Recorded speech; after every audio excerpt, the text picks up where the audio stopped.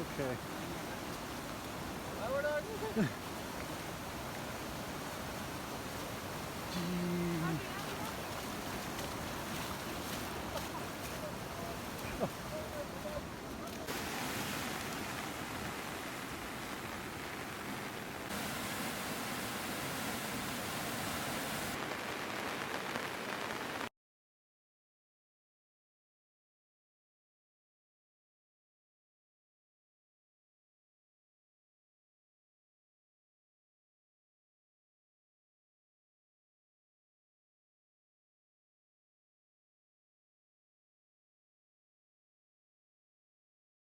All right, good morning everyone. So I'm here at the, let's see if I can pronounce this, Cirque de Gavarnie or something like that. I'm sure I just destroyed the name. We were here a couple days ago and the whole place looked pretty different 2 days ago. It rained quite a bit in France these last 2 days. But today we have a beautiful, clear and sunny day. So I'm just hiking back to the Cirque of the Glacier today. Hopefully I'll have more time to take photos and think about compositions than the other day, that it was very quick and we had to get out of there because of the rain. And hopefully I can make it all the way to the waterfall today as well. Last time we didn't go all the way there, so yeah, let's do it.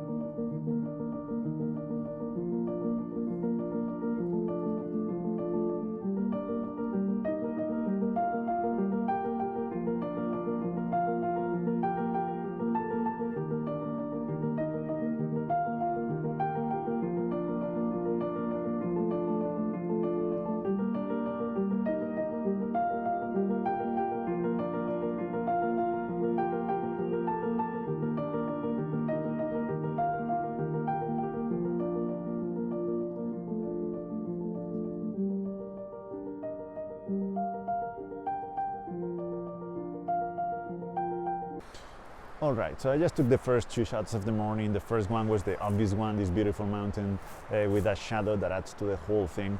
I tried to take a little bit of the valley down here, the trees. Hopefully I exposed for those shadows correctly. I used my digital camera as usual to meter for the scene. So yeah, I took one shot with HP5 pushed to 1600 using the orange filter. So I had to compensate for 2 stops that are the same as 2 stops that I'm pushing. So at the end it's like metering for box speed HP5. So we'll see how that turns out. I also made an image with my digital camera just in case and to show you something in the video, because I'm not gonna be able to develop this film for a long time. The second shot was pretty much from the same position, but just pointing towards the waterfall that you might not see through the GoPro, but believe me, it is there. I took it with my digital camera first. Hopefully I didn't clip the highlights. The dynamic range of this thing is pretty big. The snow in the mountains is pretty bright. So yeah, hopefully everything looks fine. The histogram looked fine. And now I'm gonna use this digital camera to meter for film. I'm gonna do it in a different way. I'm not gonna meter for the highlights because digital cameras have a tendency to clip the highlights very easily, but you can recover the shadows also very easily. With film it's pretty much the opposite. So what I'm gonna do is I'm gonna meter for the shadows here, even though I don't wanna show a lot of detail from these trees, but at least a little bit. So yeah, I'm gonna meter for the shadows for the film shot, and we'll see how that looks.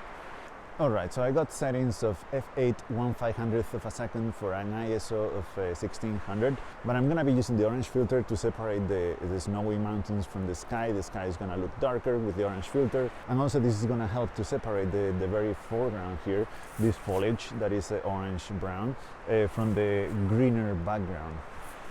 So I'm gonna use it here.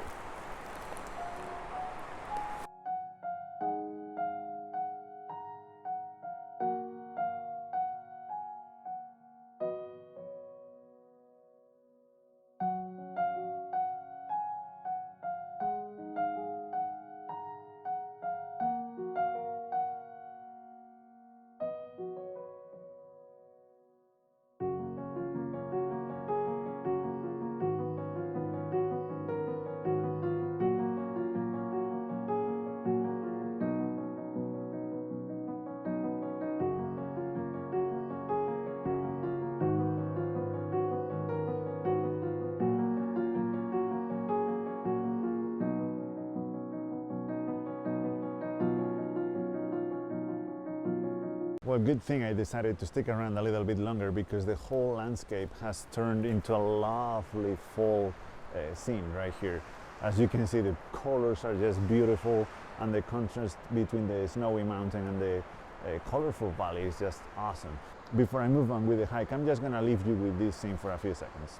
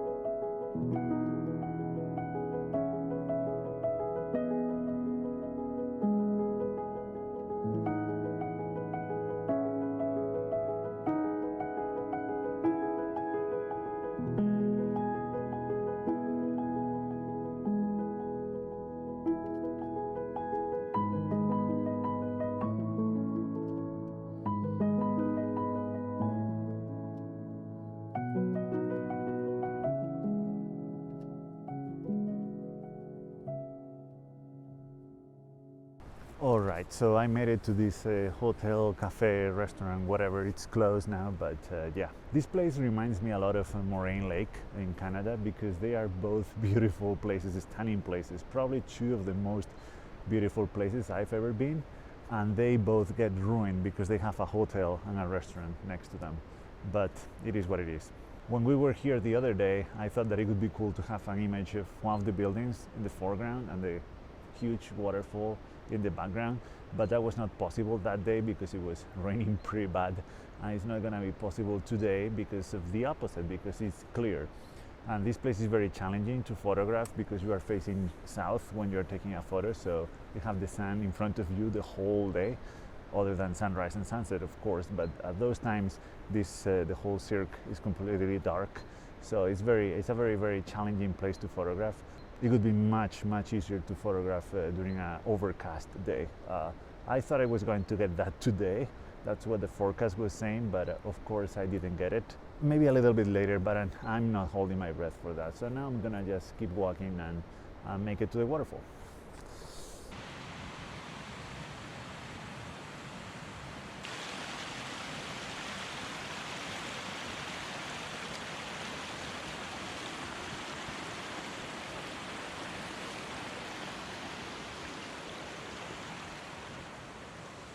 Well, this was quite unexpected. I have to cross this creek and I'm not really sure how.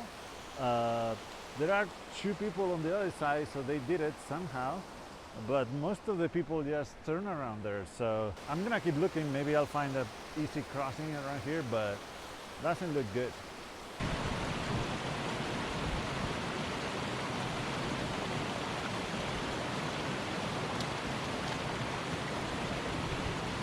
Well, so I found a good route to cross it and it wasn't that hard, you know.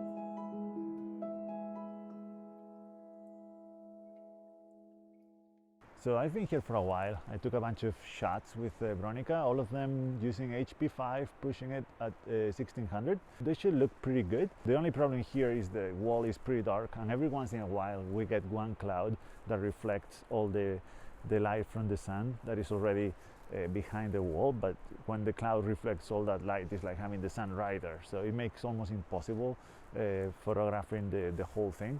So that's the only challenge. Otherwise, it's been pretty much straightforward. The only thing that I would like to say is that I didn't use the orange filter here because the wall is dark, so you don't want to make the sky dark as well.